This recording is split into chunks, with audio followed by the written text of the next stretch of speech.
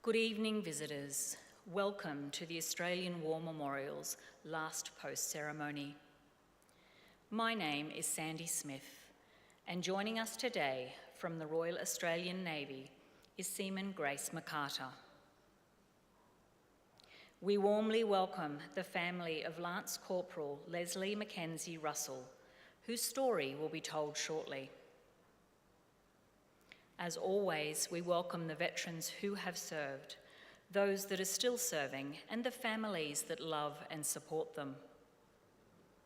The live stream of this ceremony is made possible by the Returned and Services League of Australia and the RSL and Services Clubs Association. We welcome members who are watching the broadcast of this ceremony across Australia. During this evening's ceremony, wreaths will be laid at the base of the Pool of Reflection by family and visitors to the memorial. If you are able, I now invite you to please stand and join in singing the national anthem.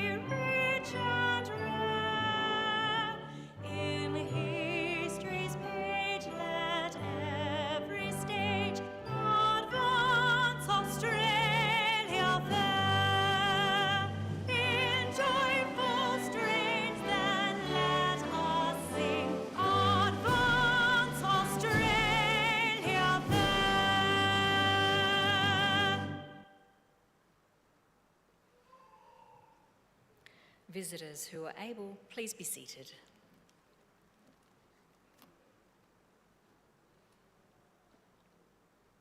The Australian War Memorial was the vision of Charles Bean, Australia's First World War official historian. Bean landed with the Australian troops on Gallipoli and stayed with them at the front through to the end of the war. The idea of this national memorial and museum came to him at Pozières, France, in the depths of the bloody fighting of 1916. Bean's idea was that this would be a place where families and friends could mourn loved ones buried in faraway places. It would also be a place that could help all Australians understand what these men and women had endured and what they had done for us. Bean's vision, to which we remain true, is best expressed as inscribed in the entrance to the memorial's galleries. Here is their spirit, in the heart of the land they loved, and here we guard the record which they themselves made. Tonight we'll read the story behind just one of those on the Roll of Honour, which lists the names of more than 103,000 men and women who have given their lives for us in war and on operations for more than a century. But first, we present a lament, Flowers of the Forest. Wreaths or floral tributes will now be laid at the base of the Pool of Reflection.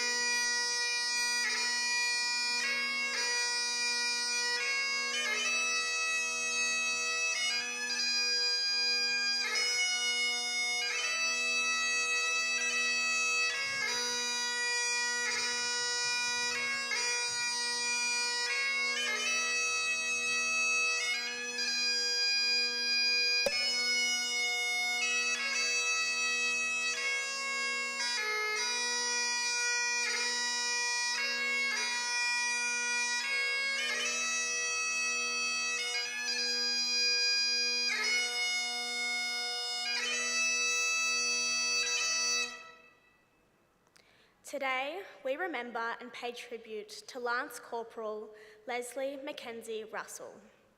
Leslie Russell was born in January 1896 at Richmond, Victoria, the only son of Peter Russell and Ellen Harvey.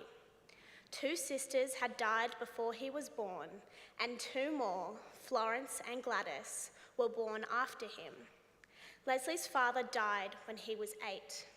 His mother remarried, and 2 more half-sisters followed. Little is known of his early life, but after completing school in Melbourne, at age 17, Leslie, known as Les, took on an apprenticeship as a slater. He was working for Daniel Robertson's Slate and Tile Merchant at the outbreak of the First World War. Les Russell had also served 9 months as a senior cadet with the 8th Field Engineers Company, a militia unit. On the 8th of February 1915, Russell, now 19, enlisted in the Australian Imperial Force. Given the rank of private and allocated to C Company of the 22nd Infantry Battalion, he began training at Broadmeadows Camp. On the 8th of May, Russell embarked for active service from Melbourne on the troop ship Runic, disembarking at Alexandria in Egypt mid-year. After further intensive training in the desert near Cairo, Russell sailed for active service on Gallipoli, arriving there in the first week of September. In the aftermath of the August offensive, the unit diary records unburied bodies and an appalling stench. The 22nd occupied frontline positions on Gallipoli throughout the autumn. On the 18th of December, just before the planned withdrawal of Allied troops from Gallipoli began, Russell developed influenza and jaundice. He was admitted to a field hospital on the peninsula and invalided by ship to Egypt, arriving on Christmas Eve 1915. Hospitalised at Heliopolis in Egypt, he did not return his unit until February. In March 1916, the battalion embarked for France and entered service onto the Western Front in the reserve trenches near Fleur Bay the following month. The battalion's first major action was at Pozières, part of the massive British offensive on the Somme. In less than a fortnight, 2/3 of the battalion were killed or wounded. It was at Pozières, on the 5th of August 1916, that Russell sustained a severe wound from a bullet that passed through his chest and lung and lodged in his shoulder. Invalided to England, Russell was treated in several hospitals and did not return to his unit in France until March 1917. When he rejoined the 22nd Battalion, they were at Mametz, just a few miles from where he had been wounded in the previous year. They spent the first half of April in training before returning to the front and attacking the Hindenburg Line. On the 3rd of May 1917, they attacked at Vaux. Private Les Russell was wounded for a second time, this time a shell wound in his back. Again, he was sent to England for treatment. His medical reports revealed that he had 3 pieces of metal lodged deep inside his chest. By June, he had recovered sufficiently to break out of hospital at Leeds. His recovery was hampered by a new diagnosis of venereal disease. This required lengthy treatment, and Russell was not able to return to his unit until March 1918. By then, the battalion had returned to the Somme Valley and were engaged in stopping the German spring offensive.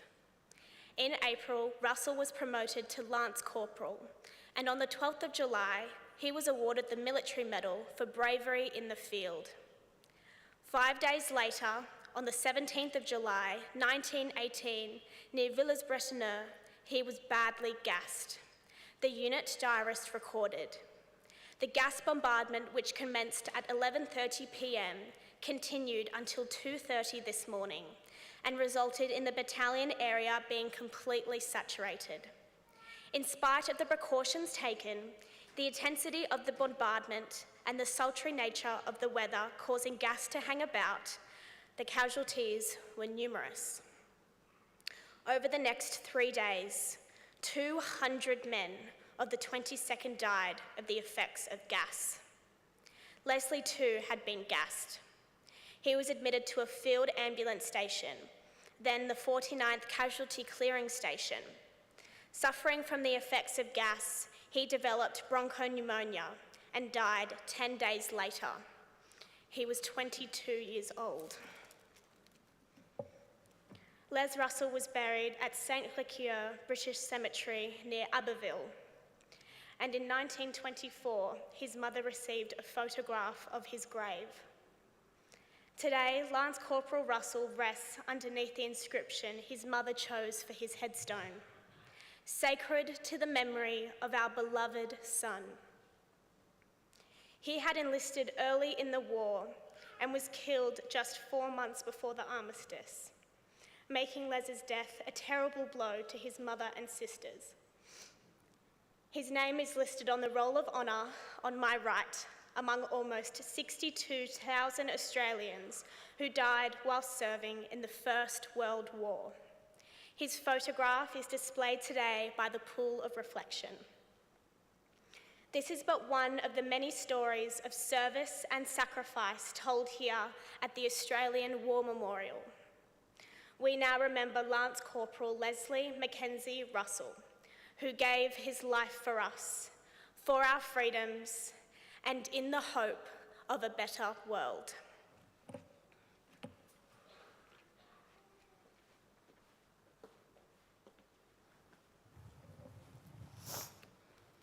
Please stand for the reading of the ode and the sounding of the last post.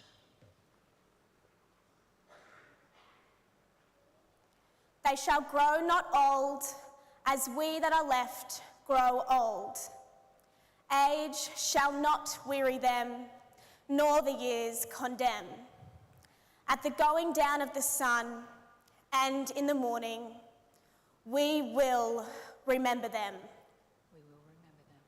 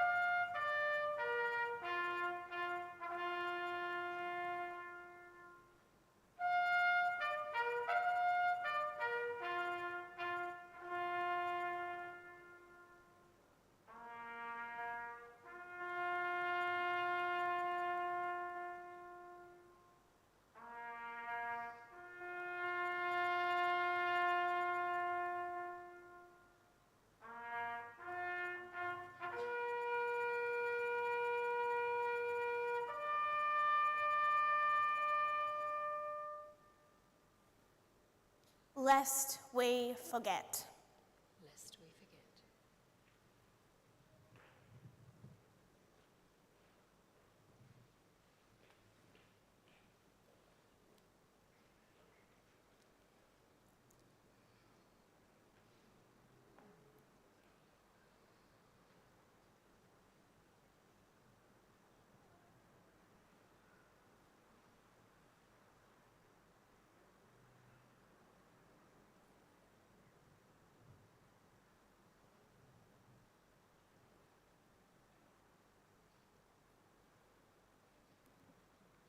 We leave you this evening with the words of the memorial's founder, Charles Bean. Many a man lying out there at Pozières or in the low scrub at Gallipoli, with his poor, tired senses barely working through the fever of his brain, has thought in his last moments, well, it's over. But in Australia, they will be proud of this. Ladies and gentlemen, girls and boys, that concludes the last post ceremony. On behalf of our director, staff and volunteers, thank you for visiting the Australian War Memorial today and for your continued support during the Memorial's development project. We wish you all a very pleasant evening.